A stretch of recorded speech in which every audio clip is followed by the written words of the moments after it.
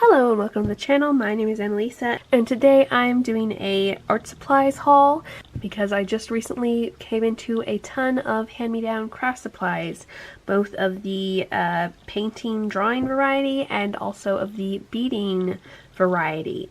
And I plan to mostly use these beads with my resin art, but possibly also just some regular totally beaded earrings. The beads were handed down to me from my boss, who is a healthcare worker, and her husband is also a healthcare worker, so I am their child carer for when their schedules overlap. And she has a treasure trove of beading supplies in her basement, and she passed on maybe a fifth to me because she has more than she plans to use. So let's get started. Sets of beads that are color coordinated, which is amazing. I'm not sure if she bought them this way, and so she has, within this very nice organizational system, she has all different pink beads that are on these like screwed together things in a column, which I don't think I've ever seen before, but very efficient. Way more efficient than any of my storage systems. So that's the size of one of the beads, and this is probably my favorite shade of pink, but I love pink in general, so she gave me her whole set of organized pink ones, and it looks like it's big ones at the bottom, small ones at the top. These seem to be the more of the crystal shaped ones, and there's big and small on the top of that. And there's also this more opaque type at the bottom.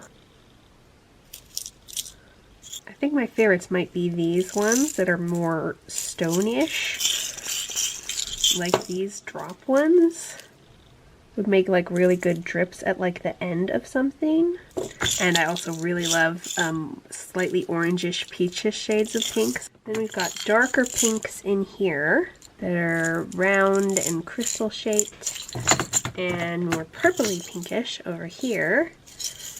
These look interesting on top. Ooh, those are very prettily colored. I like those a lot. And then we've got really pale pinks in here with some tubular beads and also some more of those stone drippy shaped ones. I have some resin molds that have holes at both ends, so one can attach to the earring finding and then one can have something dripping down below it. I think these would look really good with that. And I absolutely love the organizational system. Then we have a set of browns. Ooh, so kind of brown to black with a little bit of off-white. Let's see. Oh, that's interesting. Oh, that's got a weird texture. It's slightly sticky. Like it's not exactly smooth, maybe a little rubbery. And then there's some stone-looking ones with lots of different shades. Then these are more your average sort of beads. And this is more of a metallic sort of brown. Crystal-y stone-looking ones down here. I like those. I think those look really nice inside resin. These ones look like they're made out of shell, based on buttons and beads I've seen that are similar to these. So those are the browns. Oh. Then we have more pink in larger sizes. That's very cool. Not sure how I would use it because I like smaller jewelry, but honestly that could be an earring with just a couple of seed beads on either side all by itself. It's a very big statement. I really like these little purple ones. Those are very pretty, and I've been missing purple from my color palette. Haven't found any good seed beads at Hobby Lobby in purple colors. And I love stones like this that are all polished and round. They have a wonderful texture just to feel in your hands. They also come in some really cool earthy colors. And I have a couple of people like my grandma who really likes earthy colored jewelry, so I might make her something out of those. I really like this with all the different colors of pink in it. Wonder if that's a rock or it might be an artificial rock, but still very cool. And more rock looking ones here that are more earthy down, grayed down sort of pink. Ooh, and some very cool purple ones. They've got like little sparkly bits in, and some more really big beads. Very pretty colored. And here are a bunch of findings. So we've got a bunch of rings that are very necessary for any kind of beadwork, but I use a lot of my earrings as well. And oh, I really like these. They're in different sizes and they got this pretty rope weave sort of pattern on them. That's really nice. Adds a bit more interest. I mostly work in silver, but I always really enjoy working in gold. Oh, these are like little post earring things that you can put like a stone in or possibly resin. Ooh, I look forward to using those. Very cool. And what are these? Oh, these are some clasps, useful for necklaces. And these are magnetic. Oh, very cool. Very, very cool. I like magnetic ones extra for like bracelets because they're a lot easier to clasp one-handed. And there's just some metal beads that look nice between other colored beads. And these look like the beads you use to clasp around string to stop other beads from falling off or hold them in place. So they're very useful in case your necklace breaks. You don't have to rebead the whole thing. Sometimes the segment that has this will be saved. And this looks like some more of those, then some gold ones of these. Ooh, and these you can use to make like 3 strands of a necklace or of a bracelet or of an earring, and those are very useful to add a little bit more interest. And here's a silver version of these. Then we have an itty bitty divider where it has several different types of chains. I have one like this already that's metal and has this weird texture where if you try to bend it close to itself, it becomes kind of stiff like that, but it feels really wibbly wobbly otherwise. So that will be useful for making more necklaces. And we have some very cute little pearls, which I think will look really nice and maybe some beachy themed resin art. Here are a bunch of silver findings. They're mostly beads that you put between other beads. A bunch of beads that are in strands. I really love these purple ones. I think those will go really nice, maybe with some petunia petals, or maybe with some contrasting petals like sunflowers. And these nice green ones that will look nice dangling beneath. And seed beads are always useful for making little danglies. And then these ones would probably go nice in the resin. A nice bright stripe of red, orangish red. Those might be coral. And then some stone beads. So that is all of the beading stuff. Now on to the painting stuff that I got from my grandma. This is a little dragon that keeps getting moved around because my cats like to play with them. She got an art set that she wanted some of the things from, but not the other things, so she passed on the other things to me. Some of them are little canvases. Doesn't say anything on the back, but they feel like canvas board. They're about that thick. It makes me think it's like you would come up with your sketch idea or your reference and would like paint it based on a grid. But you could just paint over it with any kind of acrylic paint and use it like a regular canvas. Then we have a mixer like this, which I used to have but don't have anymore, so it's nice to have a replacement. And I can also use this as inkwells when I'm doing my inking with stuff like this.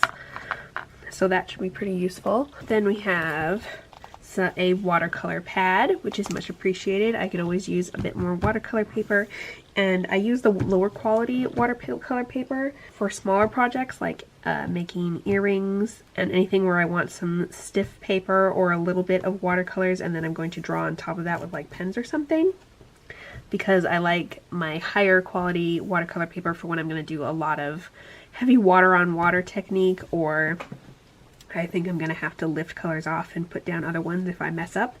So this should be useful for more sketch type things. Then there were several of these black roll-up things, which once again, very helpful for organization because I am not organized normally.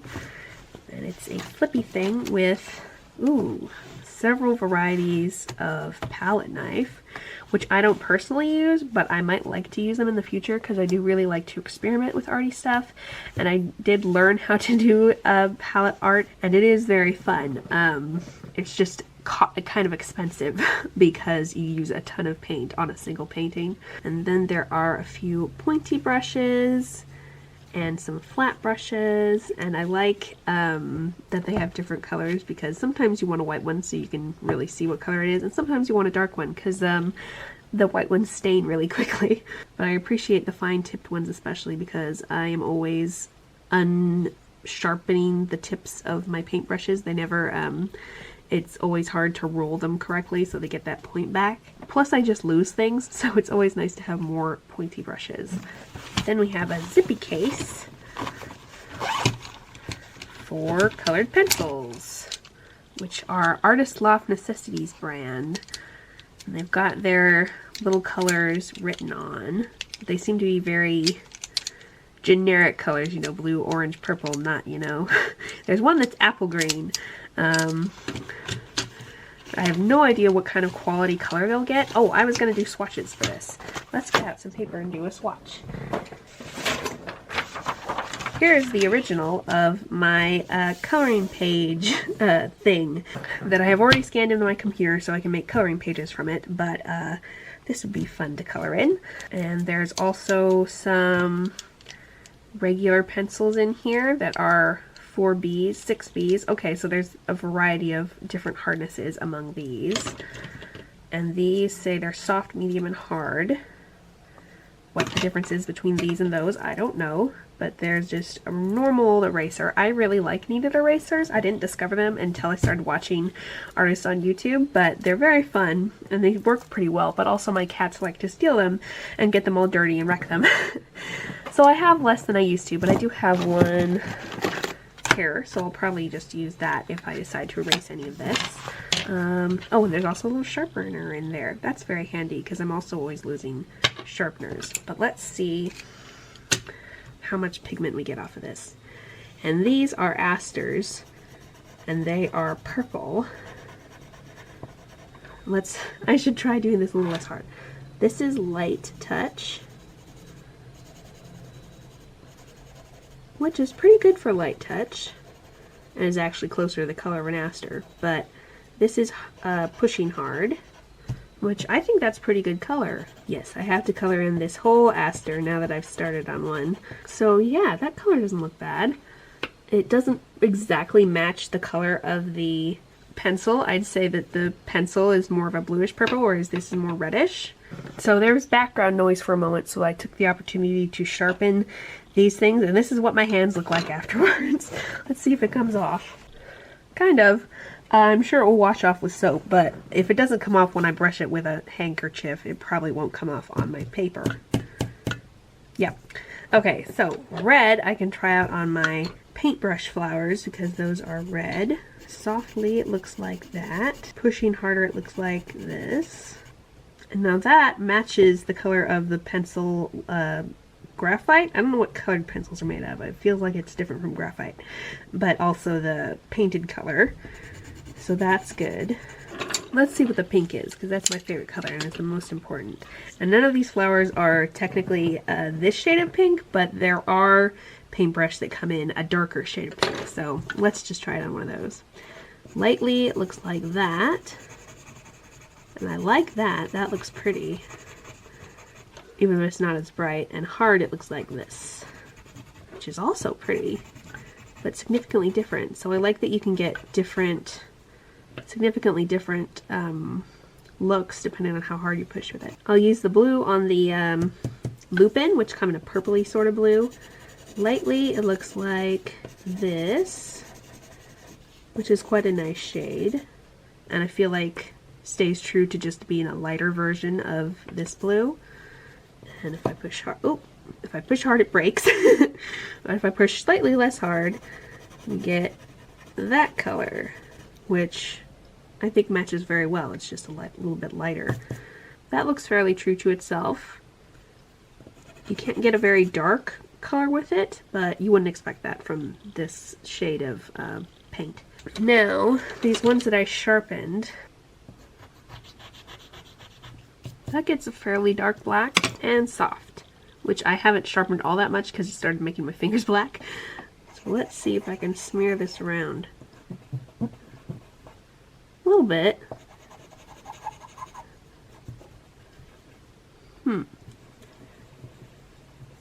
Not a huge amount, but definitely more than regular graphite. And these are watercolor pencils. Then we have what I think are pastels. That isn't like an explanation on it or a title. And I haven't used pastels since I was a kid, and I had those like big packs of kids' art supplies. So I'm not an expert, but I vaguely get the idea.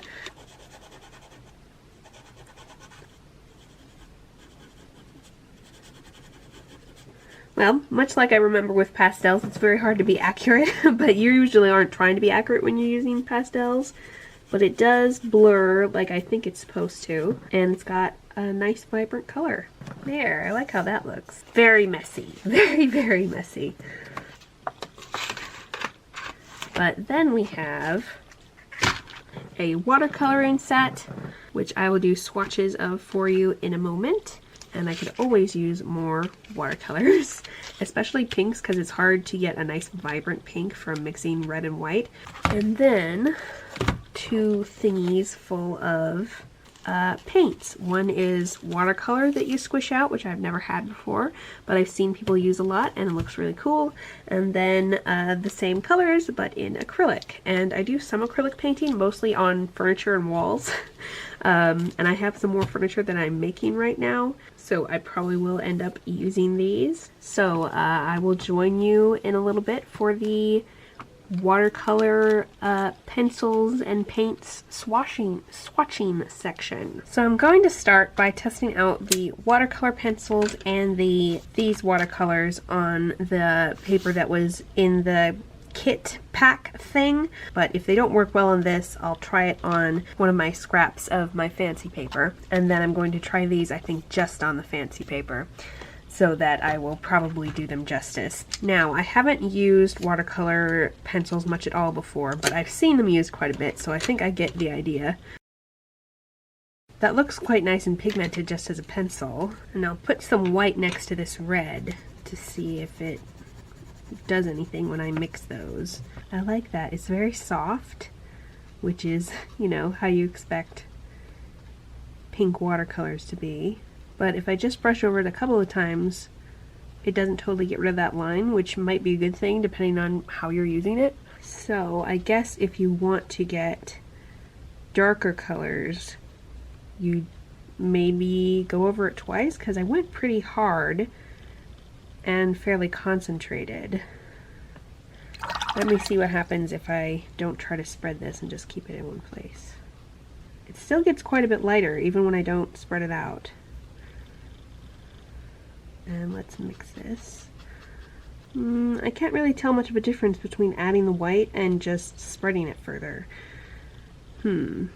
But also I can definitely tell with the paper that I have scrubbed too much at it for this quality, because it is starting to come away a bit where I tried to mix those two. I assume it getting lighter is because the pigment soaks into the water that's in the brush, so it's no longer all on the paper. But it is fairly vibrant if you leave it just like that. Now let's use the pink from these things next to it. It looks like a very similar color, so they probably use the same pigments maybe to make it. Okay, I need to scrub a lot harder apparently to get any pigment. Okay, there's some, and it does look very similar to that. Still pretty light, but let's see what the red does, because in the watercolors that I use now, which are this kind, not a squeeze out kind, and they weren't very expensive, they're kind of mid-range, but if I work at it, I can get a really strong red pigment out of them. So let's compare if I can get as strong of a red pigment out of this. I don't think it's quite as vibrant as my other watercolors.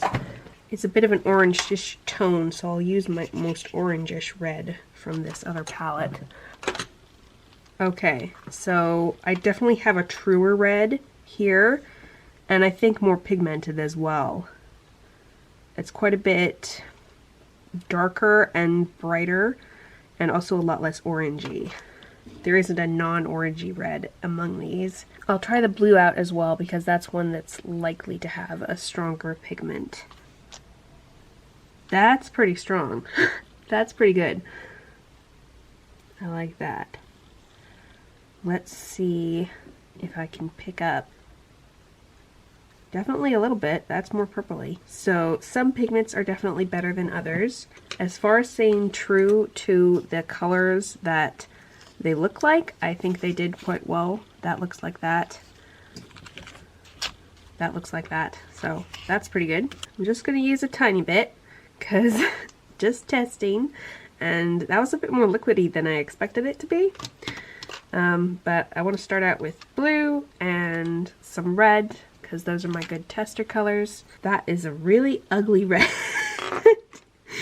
From just first impressions. It says it's crimson red, but that's very orangey in my opinion. Maybe it will look different once it's watered down. Now don't make fun of me for not totally knowing how to do this. Okay, that actually does look better when it's a little thinner.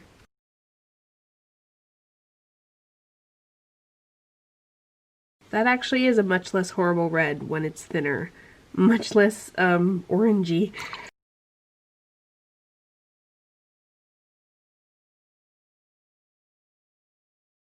Well, that's really nice. I really like the way that that moves around the paper and melds. Let me try some wet on wet. Oh, that's very nice.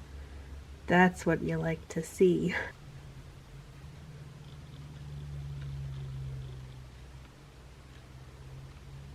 Slightly less so the blue in spideriness, although it's getting better now when I leave it for a second. But I've noticed that's normal. Red, in my experience, does the best job of spreading out in wet on wet. I think it's because of the strength of the pigment again, but that looks good too. Yeah, that looks great. Okay, these are going to be fun to play with. So that was my art supply haul. Thank you so much for watching. I am very excited to use these, and I will see you in the next video. Bye!